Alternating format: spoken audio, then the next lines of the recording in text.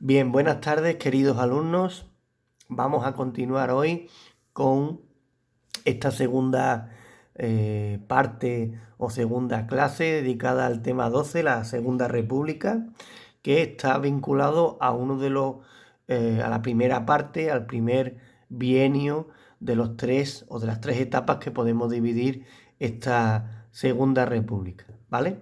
Bueno, también antes de comenzar, saludar además de mis queridos alumnos, a mi gran amigo José Antonio Rueda González, que mi amigo José Antonio, que bueno, en estos días de confinamiento, pues también por lo visto se está entreteniendo aprendiendo un poquito de historia con todos nosotros. Y bueno, pues el conocimiento, el saber no ocupa lugar y nunca es tarde. Así que, bueno, pues bienvenido a estas clases, querido José Antonio. Y bien, ya dentro de lo que es la materia que nos ocupa, recordar estos 5 años de la Segunda República, del 31 al 36, y eh, bueno, dentro de lo que sería esta primera etapa tiene realmente, se puede dividir en dos. Una primera parte, que es lo que sería lo que veis en amarillo, como un periodo constituyente, un periodo donde hay que legalizar y no normativizar para hacer legal el nuevo régimen que se ha proclamado de la nada, porque recordar que es una ilegalidad que de unas elecciones municipales pues se cambie un sistema, se cambie un régimen, pero será claramente legítimo porque el propio régimen se autodestruirá. El rey será, nadie le obliga al rey a irse de España más que el observar que no tiene el amor del pueblo o de una gran parte de él. Y antes, como dijimos el día anterior, antes de caer en una guerra civil, pues prefiere irse.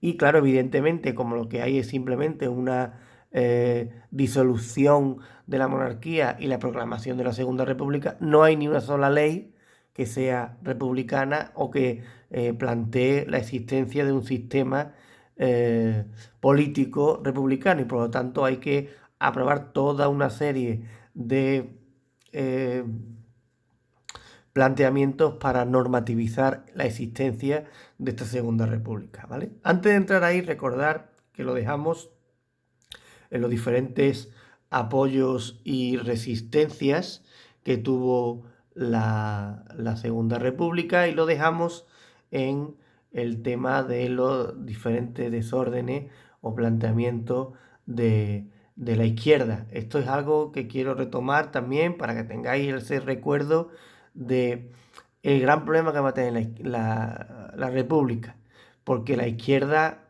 mucha parte de la izquierda, una gran parte de la izquierda, no va a ser democrática, y lo que va a querer es ir hacia la revolución.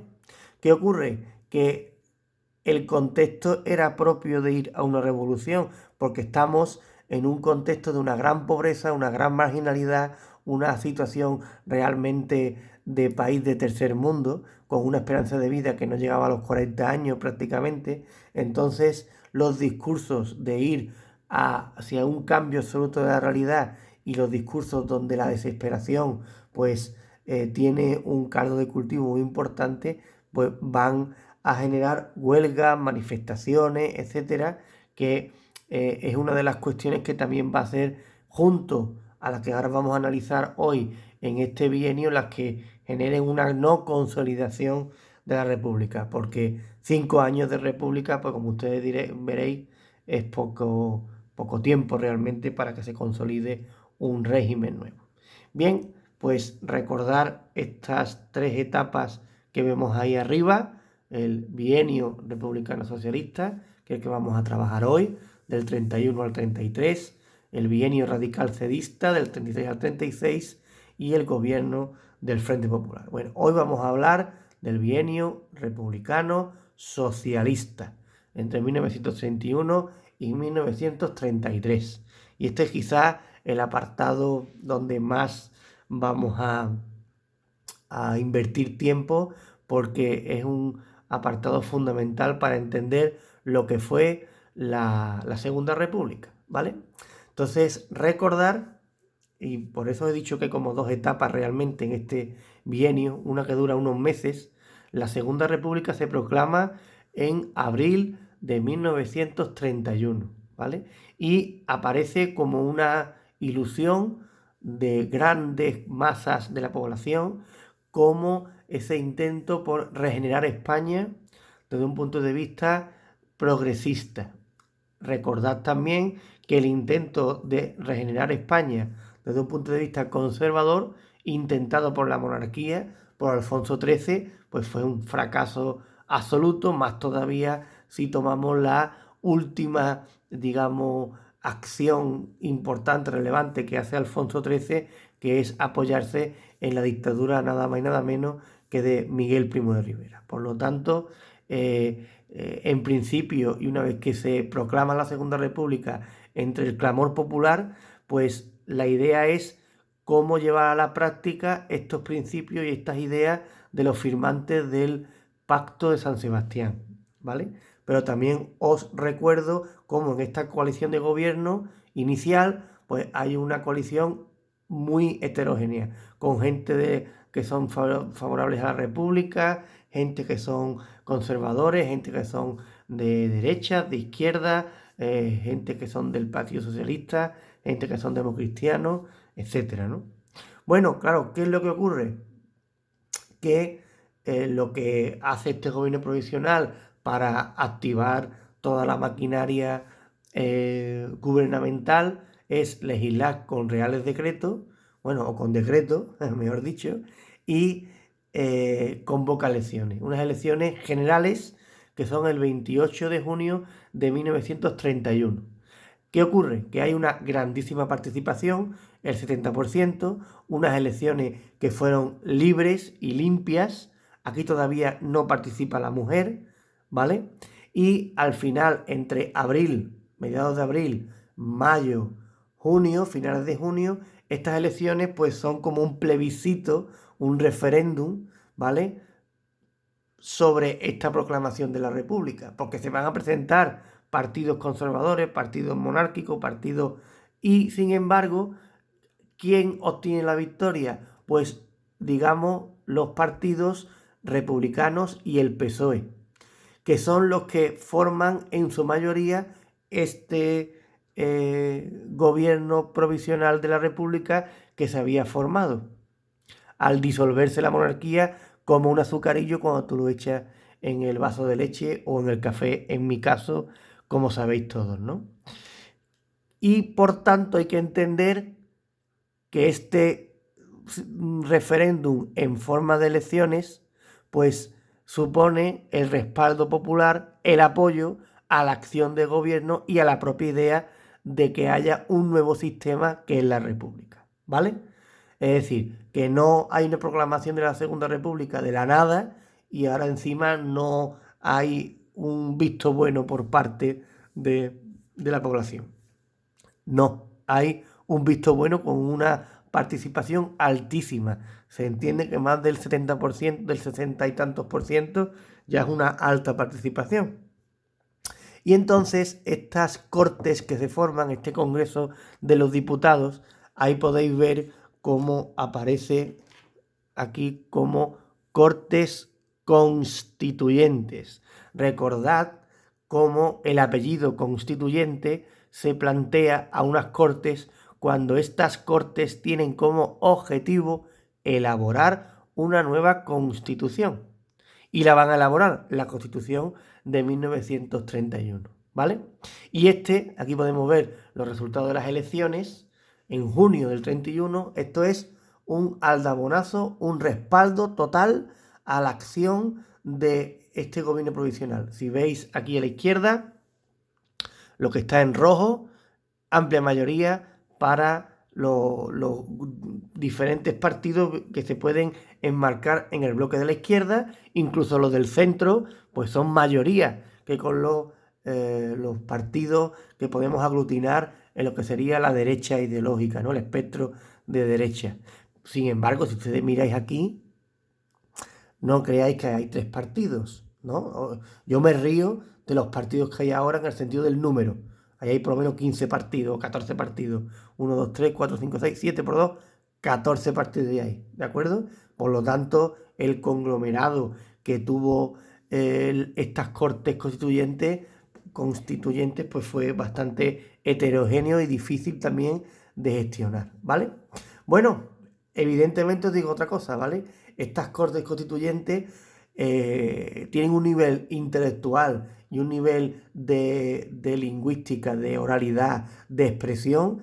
Cualquier debate de cualquier diputado de la época, no sé, en estos tiempos de confinamiento, si nos conviene leerlo, ¿no? Nos vamos en internet están colgados, creo, los diarios de sesiones y tú puedes leer perfectamente la, los diferentes debates, las diferentes intervenciones de los políticos y comparado con la actualidad, pues te lleva a la tristeza, ¿vale? Pero bueno, hay que seguir adelante. Aquí veis esta estampa, este sello de, bueno, las Cortes Constituyentes que se abren en julio de 1931, el 14 de julio de 1931. Ahí podéis ver la alegoría de la República y detrás, pues una imagen del Congreso de los Diputados, la llamada Carrera de San Jerónimo. Y aquí veis, pues la imagen, la portada, representa el símbolo de lo que sería la Constitución que se aprueba con estas Cortes Constituyentes, que cumplen con su labor y aprueban unas Cortes a final de año de 1931. Si observáis aquí, en torno al escudo de España, que es muy parecido al actual, salvo el cambio de corona, es el mismo, ¿vale? Tenemos en números romanos 1931, Constitución Española y las 4 palabras clave que marcan ese regeneracionismo progresista que os he comentado antes. La instrucción, la educación como forma de promocionar, de tener una mejor formación para poder tener un mejor trabajo y poder hacer que España prospere, la paz, el trabajo y la justicia. Son los 4 principios por los cuales, digamos, pivota esta Constitución. Aquí tenemos su portada, Constitución de la República Española, con la bandera, la tricolor, rojo, amarillo y morado, o púrpura, yo que morado, morado, sí, perdón. Y bueno, pues aquí podemos ver las primeras páginas. Arriba a la izquierda está Julián Besteiro, que era el presidente de las Cortes, y a la derecha abajo Niceto Alcalá Zamora, que era el presidente de la República. ¿De acuerdo? Bueno, ¿cómo vamos a enmarcar esta Constitución? Bueno, esta Constitución se aprueba tras 3 meses de un amplio debate y tiene varios principios clave. El primero, se puede entender como una constitución muy moderna, muy avanzada, progresista y laica, tan avanzada que incluso es excesivamente avanzada, podríamos decir, porque estamos en los años 30 y se plantea a España como una república, no de súbditos, que es algo típico de una monarquía, no de ciudadanos, típico de un Estado democrático o de un Estado liberal, mejor dicho, sino de trabajadores de todas las clases. Eso ya te hace denotar la ideología claramente de izquierda que tiene esta Constitución. Eso tiene un problema, que ahora lo vamos a ver al final, ¿vale? ¿Cuáles son sus principios fundamentales? Pues el sistema de gobierno es una república con un cargo de presidente que se elige cada 4 o 6 años, creo que era cada 6 años, y que es diferente al del presidente del gobierno, la soberanía popular, hay una única cámara, aquí sí que es moderno esta constitución porque elimina al Senado, el Senado no existe, que hoy todavía nos preguntamos mucho para qué sirve el Senado, más que para colocar a gente que antes de jubilar a la política se le coloca ahí, para que tenga una buena prejubilación, todavía no lo entendemos. Y esta constitución, además de plantear que el Congreso se elige por sufragio universal, nunca planteado antes, es un sufragio universal de verdad, porque incluye a las mujeres, ¿vale? También otra novedad es que se incluye al Estado como un Estado aconfesional y se separa la Iglesia de Estado, y van a plantearse la desaparición de ciertos privilegios de la Iglesia, porque ya no va a tener la Iglesia la exclusividad de la enseñanza, ni el Estado tiene por qué sufragar los presupuestos de la Iglesia. Esto, que es un intento de separar Iglesia y Estado, ya lo vamos a ver en profundidad con más dentro de poco, se va a ver como un ataque a la Iglesia por los sectores de la jerarquía eclesiástica, ¿vale? No confundan laico, que es separar Iglesia de Estado, con anticlerical, que eso sí es ir contra la Iglesia. Cuidado con eso, ¿vale? Es decir, si yo prometo el cargo de presidente del gobierno sin que haya un crucifijo y una Biblia, ¿soy anticlerical o soy laico? Pues soy laico, porque que la Iglesia Católica haya tenido mucha importancia y que la tenga en España, que haya en su mayoría los creyentes que hay en España sean católicos, eso hay un debate sobre esta cuestión. ¿Eso significa que tienen que tener privilegios la Iglesia Católica? ¿Sí o no? Bueno, antes de esta Constitución tenía muchos privilegios la Iglesia. Durante el franquismo prácticamente tendrá un poder absoluto. Y desde entonces pues estamos eliminando progresivamente la vinculación de Iglesia y Estado. Todavía hay algunos ramalazos, o algunas ramificaciones, todavía hoy objeto de debate por bastantes fuerzas políticas, pero bueno, ahora no vamos a hablar del presente, estamos ahora hablando del 31. El presente ahora mismo es estado de alarma, ese es el presente. Bueno, hay también una protección importante de una cantidad elevada de derechos individuales y democráticos, ¿vale? Bueno, con algunas cuestiones que son un auténtico escándalo, como es el matrimonio civil, como es el divorcio, bueno, el fin del mundo. Porque os recuerdo que en los años 30 España es un país del tercer mundo, con un índice de desarrollo humano que hoy sí, es decir, con datos de países que hoy pues serían como Burkina Faso, Mozambique, Sierra Leona, vamos, con una esperanza de vida eso de 40 años, con una cantidad de camas, de hospitales, de iglesias, de escuelas, de institutos prácticamente inexistentes, con un 80% de la población que no sabe ni leer ni escribir. Entonces, en el 1981 es cuando se aprueba en España el divorcio. O sea, no fijaros que fue, no creeros que fue hace tanto, ¿vale? Bueno, pues en el 81 fue un debate intenso, como cuando en 2005 se permiten que los homosexuales se puedan casar. Bueno, ahí hubo una polémica, vamos. Bueno, pues si fue polémico aquello, preguntadle a vuestros padres. En el 31, en el 32, en el 33, que si pudiera la gente divorciar, eso era prácticamente el diablo había llegado a los resortes del poder, ¿vale? Y bueno, evidentemente también se plantea, saber la posibilidad de un concepto nuevo en la época, que es el concepto de las autonomías, de crear unas administraciones que fueran un paso intermedio entre el municipio y el Estado central, las regiones, las autonomías, ¿vale? Se habla del Estado integral, que ya veremos ahora más adelante cuando hablemos de las reformas concretas, desde un planteamiento del Estado asimétrico, que hoy tiene un debate interesante esta cuestión, ¿vale? Y también se prevé la posibilidad de, como hoy en día, de expropiar forzosamente cualquier propiedad si hay una utilidad social, nacionalizar los servicios públicos. ¿Y cuál es el problema de esta Constitución? Pues que va a haber amplias discrepancias entre la izquierda y la derecha, por la cuestión religiosa, por la autonómica, y eso que va a provocar que se apruebe la Constitución con el apoyo de las Cortes, pero que se haga sin consenso. Eso es uno de los errores graves de esta Constitución. ¿Por qué? Pues igual que el mismo esperpento que le ocurre a las leyes educativas, que si la aprueba un partido y es de una parte, pues después el próximo que gobierne lo va a querer cambiar a su estilo, a su ideología. Eso es, me lo dijo un profesor en clase en la facultad, era: no queremos que triunfe la república, sino mi república, mi idea de república. Y eso lo que hace es que la república no se consolide.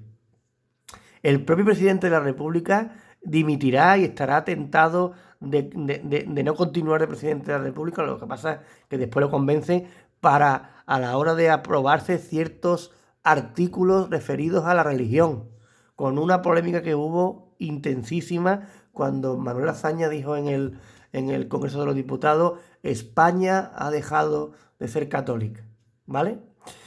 Ahora vamos a hablar un poquito más de esta cuestión, pero lo que sí es cierto es que al final una constitución que era muy ambiciosa, que pretendía cambiar como un calcetín España, a lo mejor, en mi opinión, esto es una opinión, se pasó de frenada. ¿Por qué? Porque no fue consciente del año y el atraso cultural que había en España. Y plantear ciertas cuestiones no de forma progresiva fue hasta incluso una osadía. ¿Por qué? Porque al final, ¿cuál era el objetivo? Que perdurara la república, ¿no? Que nos convirtiéramos en una democracia, digamos, asimilada al resto de democracias europeas. Pues no se consiguió. Entonces, yo siempre planteo que la cuestión de los buenos y los malos en la historia es un error, ¿vale? Lo que hay que pensar es tener la frialdad de poder legislar según el momento y para que se vaya hacia una progresiva mejoría. En este caso, pues lo que ocurrió fue lo que ocurrió. Y para recapitular un poco, esta Constitución del 31, pues una de las cuestiones clave es definir a España como una república democrática de trabajadores de toda clase que se organiza en régimen de libertad y justicia. Todos los poderes emanan del pueblo. Ahora, eso sí, y destacamos pues el sufragio universal, el matrimonio civil, una carta de derechos espectacular para la época en la que se aprueba, que hay derechos todavía que a día de hoy tienen su debate, ¿no? Educación, trabajo, bueno, una división de poderes que es muy similar a la actual, porque ahora, ¿qué ocurre? Que me parece algo para que ustedes veáis en el país en el que vivimos. Resulta que los que en esta Constitución más van a ser críticos con ella, hoy, por ejemplo, son muy defensores de la Constitución de 1978. Y los que critican hoy tanto la Constitución del 78 y hablan también de la Segunda República, ¿vale? Y plantean que la Constitución del 78, el régimen del 78, el régimen del candado, bueno, apoyan y ven a esta época de la Segunda República como la panacea. Bueno, pues ahora yo, para que ustedes lo sepáis, queridos alumnos, esta Constitución de 1931, la Constitución actual de 1978, está inspirada en un 80% en la Constitución del 31. Habrá ignorantes en España que no valoran ni la Constitución actual, ni valoran esta Constitución del 31. Si en el 78, si hoy en día está vigente una Constitución como la del 31, eso habla de la modernidad de esta Constitución. Claro, esa modernidad fue demasiado moderna. Es como si a vuestra abuela o bisabuela, o bisabuelo, perdón, pues ustedes os lo imagináis haciendo botellonas. ¿Os lo imagináis? Bueno, pues ese es el tema de las épocas, que por desgracia vamos avanzando con los años. No es tan fácil avanzar de golpe y porrazo. ¿Por qué quiero plantear esto? Bueno, porque ahora resulta, si ustedes entendéis cómo están separados hoy los poderes, pues vais a entender muy bien cómo estaban separados en esta época, porque fijaros, esta Constitución de 31 lo que plantea, un poder legislativo con una única cámara, como hemos dicho, unicameral, una única unicameral. El Senado no existe. Y la cámara que queda es la legislativa, es la que conocemos todos, el Congreso de los Diputados, denominado igual que ahora. Un poder ejecutivo, donde lo que distinguimos es una jefatura del Estado, que en vez de estar el rey, Felipe VI, está el presidente de la República, que es elegido cada X años, cada 6 años ponen aquí, ¿vale? Con unas competencias muy importantes, y un presidente del gobierno con sus ministros. Es decir, el mismo sistema que tenemos hoy, en el sentido de una duplicidad, una separación entre lo que es el jefe del Estado por un lado y el jefe del gobierno por otro, ¿vale? Como en Portugal. En Portugal hay un presidente de la República que se elige separado y un presidente del gobierno que se elige cuando se renueva la Cámara del Congreso de los Diputados. Igual que en Italia en la actualidad, igual que en Alemania, ¿vale? Por ejemplo, en Estados Unidos, estos dos puestos lo tiene una misma persona, el presidente de los Estados Unidos, ¿vale?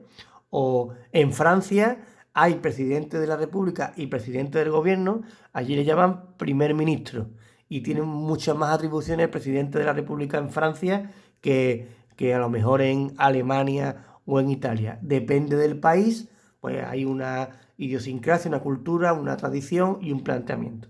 Pero aquí es el mismo, es decir, el jefe del Estado en la República, en la Segunda República, sí tiene más atribuciones que el rey de España hoy en día, ¿vale? Muchas más. También aquí el presidente de la República es elegido por todos, no es por nacimiento. Pues ahí está el debate que podamos tener.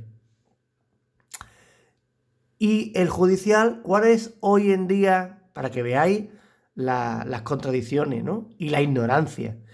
Hoy, ¿cómo se llama el máximo órgano judicial en España? Tribunal Constitucional. Bueno, ¿cómo se llamaba el máximo organismo judicial en la Segunda República en base a esta Constitución del 31? Tribunal de Garantías Constitucionales. De Tribunal de Garantías Constitucionales a Tribunal Constitucional. ¿Me vais entendiendo la idea o no? Bueno, pues ahí lo lleváis. Bien, y también se plantea un reconocimiento autonómico para que pueda haber regiones, libertad de conciencia y cultos. Ya hemos hablado del Estado laico, ¿vale?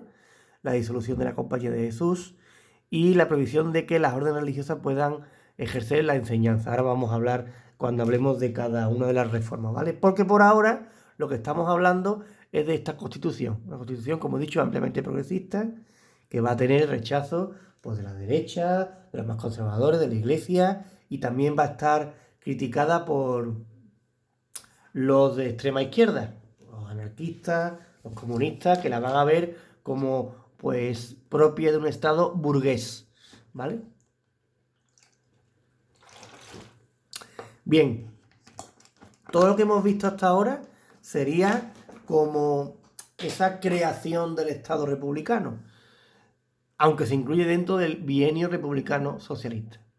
Una vez que en junio el gobierno provisional obtiene el apoyo que os he comentado antes, pues se forma un gobierno con una dicotomía, como os he dicho, un presidente de la República ya elegido, Alcalá Zamora, Niceto Alcalá Zamora, de Priego de Córdoba, y un gobierno que va a estar presidido por Manuel Azaña y formado por ministros de varios partidos. Sobre todo destaca el partido de Manuel Azaña, que se llama Izquierda Republicana, igual que hay un partido hoy que se llama Podemos, pues hay en esa época Izquierda Republicana, y otro partido que sí lo conocéis más, que es el PSOE, ¿no?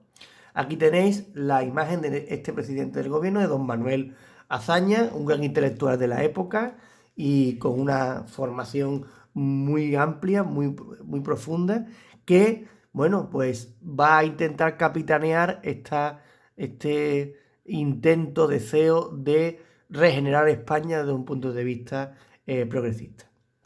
Y aquí podéis ver, pues aquí está Manuel Azaña en primer plano, ahí con las gafas, unos anteojos circulares muy típicos. Está aquí sentado junto a Niceto Alcalá Zamora. Este es Manuel Azaña y este es Niceto Alcalá Zamora, ¿vale? Bien, este gobierno pues se va a encargar de continuar las reformas que había iniciado en un primer momento el gobierno provisional y que Manuel Azaña va a capitanear a continuación de ser investido como presidente del gobierno. Cuidado, aquí el funcionamiento es diferente al actual. Así hay algunas diferencias, he dicho un 80%, no el 100%. O en la actualidad, el presidente del gobierno es propuesto por el rey. Va a la Cámara, al Congreso de los Diputados, y tiene que obtener un número suficiente, mayoría absoluta, para obtener la investidura. Lo hemos visto hace poco relativamente con la investidura reciente de Pedro Sánchez. Aquí era diferente. Aquí lo que hace el presidente de la República es un estilo muy similar al británico. Si veis la serie The Crown, se ve muy bien cómo la reina le propone a una persona que sea que forme gobierno. Aquí el presidente de la República propone a una persona que él crea oportuno, al que le convenza a él que puede formar gobierno, pues, por ejemplo, le propone a Manuel Azaña formar gobierno. Manuel Azaña tiene que elaborar el gobierno y cuando le diga a Aniceto Alcalá Zamora, tengo el gobierno formado, al presidente de la República, el presidente de la República le da el visto bueno y tiene que ir al Congreso y el Congreso aprobarlo. Como el Congreso lo aprueba todo, al presidente y a los ministros o a ninguno. Entonces, hubo personas que recibieron el encargo de formar gobierno y fracasaron. Y no llegaron a ser presidente del gobierno porque fueron al Congreso y le tumbaron la propuesta.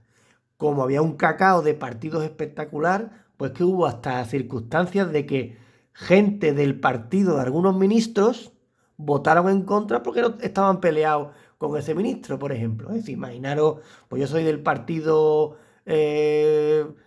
Izquierda Republicana, y ahora resulta que proponen de ministro a uno que yo no estoy de acuerdo con él, que estoy peleado con él. Yo no voto a favor, aunque sea del mismo partido, voto en contra. Entonces, imaginaros para hacer una coalición de gobierno así. En estos 5 años, las coaliciones de gobierno fueron muy inestables, ¿vale? Y hubo muchos cambios de gobierno en lo cotidiano, en lo habitual. Bien, ¿cuál es el paquete de reforma que va a poner en marcha este bienio republicano socialista o también bienio reformista? Pues una serie de reformas de calado muy profundo y de todo tipo. Reforma agraria para garantizar el trabajo y asegurar el salario. Reformas laborales, por ejemplo, hasta ahora la jornada no era de 8 horas y se plantea, se acepta en esta época, se legisla, perdón. Una reforma militar que vimos el otro día que era necesaria, ¿vale? Para plantear la fidelidad de los militares a la República y para renovar el ejército. Ya veremos cómo, ahora más adelante. Una legislación educativa para plantear más escuelas, más maestros y atacar el problema de la ignorancia en España, que era muy profundo, mediante la alfabetización, ¿vale? Con las llamadas misiones pedagógicas. Y también pues, se va a atacar el problema de la territorialidad, de dotar a ciertos territorios que demandaban un planteamiento diferente, perdón, por tener una historia, una cultura, un idioma diferente, pues se le plantea una visión como un planteamiento, una realidad administrativa como una región, que se van a llamar autonomías y se le da el estatuto de autonomía a Cataluña, que esto va a generar también, si veis todos los palos que se plantean, pues todos van a ser polémicos. Bien, y claro, evidentemente pues, va a haber una oposición muy profunda de los terratenientes a causa de la reforma agraria, vamos a verlo todo poco a poco, ¿vale? De los patronos en cuanto a las reformas laborales y de la iglesia, que no la ha tocado antes, pero en todo lo que toca a la enseñanza es desvincular a iglesia de la enseñanza y por tanto vamos a generar polémica. Aquí no voy a insistir mucho más, esto es lo mismo que antes, vamos a continuar. La primera gran reforma, la reforma de la educación, la reforma educativa. Hoy todavía estamos con este debate de la reforma educativa, así que no se ha mejorado mucho del año 31, 32, 33, ¿vale? Los principales artífices de la reforma de la enseñanza en esta etapa serán Fernando de los Ríos, que es el padre del que quiere llevar a la práctica la regeneración, promulgada por Joaquín Costa, y Marcelino Domingo. Y se va a tomar como ejemplo la institución o el Instituto Libre de Enseñanza, que es digamos, la institución donde la llamada generación de plata de las letras y de la intelectualidad española, donde están personajes como García Lorca, como Dalí, bueno, pues ahí donde estudian en Madrid, y esa fórmula, esa metodología educativa que allí se plantea, es la que se lleva al espíritu de esta reforma educativa, planteando una educación que sea laica, que no sea católica, que sea obligatoria, cuidado, obligatoria, por lo tanto no lo era, que sea gratuita, cuidado, por tanto no era gratuita, y que fuera mixta entre niños y niñas, porque hasta esta época las escuelas eran separadas, los niños por un lado y las niñas por otro, ¿vale? Todo esto tiene su debate en profundidad, hombre, esto da para muchísimo, pero bueno, mira, yo siempre digo dos cuestiones relativo a esto fundamentalmente, que esto ya es un planteamiento para que ustedes reflexionéis y otra es una opinión. En primer lugar, si yo pusiera en cada aula, encima de la pizarra, un escudo del mejor equipo de fútbol del mundo, como es el escudo del Real Betis Balompié, ¿qué ocurriría? Pues mira, algunos de mis alumnos que tienen el mismo problema que yo, que son béticos, pues dirían, qué bien, muy bien, toma ya. Otros, con el síndrome a lo mejor del palanganismo, estarían enfadados y dirían, mira, ¿quién se creerá Álvaro que es para poner aquí el escudo? Otros u otras otros me dirán también, bueno, ¿y a mí qué me importa el fútbol? Que es una tontería, una pérdida de tiempo. Y además todo el dinero que mueve para nada. Lo que dirían antiguamente, ¿cómo era? Pan y circo. ¿Cuál es la mejor manera para representarlos a todos mis alumnos? Pues no poner nada, no poner ningún escudo. Y así no molesto a nadie y es la mejor manera de representarlos a todos. Eso es lo mismo que se debe de plantear con el crucifijo o cualquier otro elemento religioso. La ausencia de esos elementos, porque ahí caben todos, el que es católico, el que no es católico, el que es musulmán, el que es evangelista, el que es testigo de Jehová y el que es de la escuela de lo que sea, ¿vale? Esa es la primera cuestión. Y quitar el crucifijo, igual que quitar el escudo del Betis, no sería contrario al Betis ni contrario a la Iglesia Católica. No lo sería. No, porque no sería ir en contra, sino que todos quepan, que todo el mundo pueda entrar en ese aula y que no tenga ningún elemento que sea solo de una parte. Y después con respecto a la educación mixta, pues bueno, ahora hay muchos gurús en la actualidad que hablan sobre que por qué no volvemos a analizar y a estudiar la separación de niños y niñas. Bueno, yo incluso tuve una compañera que me llegó a decir que es que los niños y las niñas en la edad de la adolescencia y en la edad infantil de la escuela también, pues que tienen que se distraen si están juntos, que mejor que estén por separado. Bueno, pues eso es su opinión, la respeto. Yo lo que digo es que si nosotros queremos que de verdad se vea como normal, como algo habitual, que no tengamos que defender la igualdad entre hombres y mujeres, si ya de niño tú por un lado pones a los hombres y por otro lado pones a las mujeres, pues ese niño con 16 años lleva 16 años viendo que los niños van a un lado y las niñas van a otro. Y ahora con 18 quieres tú que vote y que entienda que todos somos iguales y que... Pues vale, pues ya está. Pues esa es mi opinión. ¿Vale? Entonces, bueno, se pueden hacer muchas cosas desde el sentido común con respecto a este planteamiento sin ir a las bravas. Esto es opinión, yo soy partidario de la escuela laica, obligatoria, gratuita y mixta. pero no soy republicano. Bueno, pues, tampoco es que sea monárquico, es que yo practico el accidentalismo, lo que toque, porque tampoco creo yo que hoy en república viviríamos muy diferente a hoy.